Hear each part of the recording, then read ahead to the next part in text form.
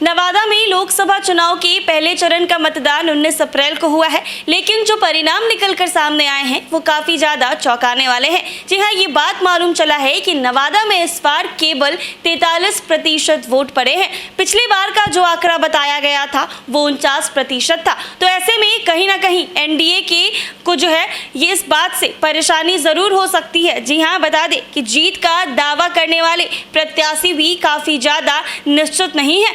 मतदान का आधा मुंह गिरना नवादा के मामले में सार्थक का उदाहरण है। इस बार नवादा में महज 43% मतदान हुई है। पिछली बार निर्वाचन आयोग ने बताया था कि 49% मतदान हुआ था। 2019 में जो मतदान हुआ था उसमें नवादा की हालत खराब थी।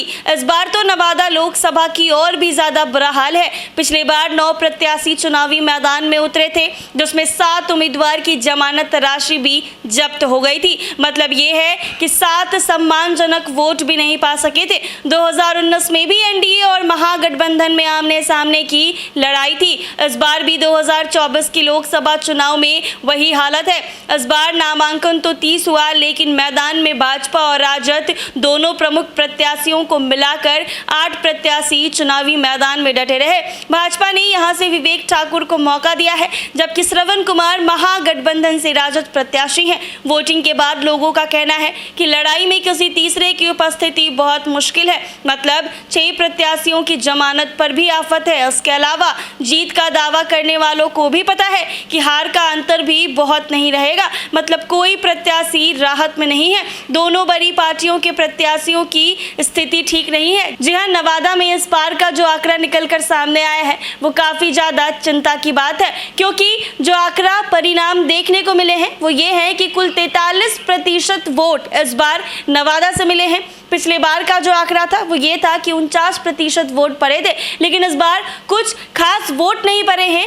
दोनों बड़ी बड़ी पार्टियां टेंशन में हैं, क्योंकि दोनों में से किसी की स्थिति ठीक नहीं है। अगर कोई एक जीतता भी है तो हार का जो दाव होगा वो बहुत ज़्यादा नहीं होगा। लेकिन हाँ, बता दें कि पिछली बार निर्वाचन आयोग ने बताया था कि 49% मतदान हुआ था। 2019 में जो मतदान हुआ था उसमें नवादा की हालत खराब थी। इस बार तो नवादा लोकसभा की और भी ज़्यादा बुरा हाल है, क्योंकि पिछली बार 9 प्रत्याशी चुनावी मैदान में थे, जिसमें 7 उम्मीदवार की जमानत राशि भी जब्त हो गई थी। मतलब वह 7 सम्मानजनक वोट भी नहीं पा सके थे। 2019 में भी एनडीए और महागठबंधन में आमने सामने की लड़ाई थी। इस बार भी 2024 के लोकसभा चुनाव में वही हालत देखे जा रहे हैं। इस बार नामांकन तो 30 हुआ, लेकिन मैदान में भाजपा और राजद दोनों प्रमुख प्रत्याशियों को मिलाकर 8 प्रत्याशी चुनावी मैदान में हैं। भाजपा ने यहां से विवेक ठाकुर को मौका दिया है, जबकि श्रवण कुमार महागठबंधन से राजद प्रत्याशी हैं। वोटिंग के बाद लोगों का कहना है कि लड़ाई में किसी तीसरे की उपस्थिति बहुत मुश्किल है। मतलब 6 प्रत्याशियों की जमानत पर भी आफत है। इसके अलावा जीत का दावा करने वालों को भी पता है कि हार का अंतर बहुत ज़्यादा नहीं रहेगा। मतलब कोई प्रत्याशी राहत में नहीं है। दोनों बड़ी पार्टियों के प्रत्याशियों की स्थिति ठीक नहीं है। जी हाँ, जिस तरह से लोकसभा चुनाव के पहले चरण का मतदान जो नवादा से निकलकर सामने आया है वो काफ़ी चिंता की बात है, क्योंकि मात्र 43% वोट इस बार नवादा में पड़े हैं। दोनों बड़ी बड़ी पार्टियाँ टेंशन में हैं, क्योंकि अगर कोई एक जीतता भी है तो हार का अंतर कुछ ज़्यादा नहीं होगा। ऐसे ही तमाम अपडेट्स के लिए बने रहें NBC 24 पर।